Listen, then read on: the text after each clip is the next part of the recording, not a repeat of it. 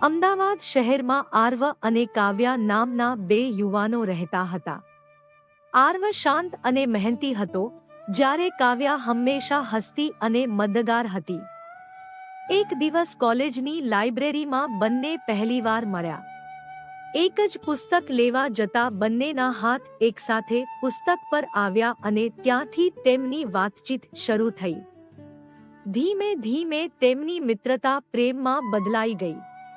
પણ મુશ્કેલી ત્યારે આવી જ્યારે કાવ્યાના પરિવારને આ સંબંધ પસંદ ન આવ્યો.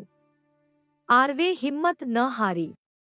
તેણે મહેનતથી સારી નોકરી મેળવી અને કાવ્યાના માતાપિતાને વિશ્વાસ અપાવ્યો કે તે તેને ખુશ રાખશે. તેની સચ્ચાઈ જોઈને પરિવાર રાજી થયો અને આખરે બંનેના લગ્ન થયા. શીખ: સાચો પ્રેમ ક્યારેય હારતો નથી.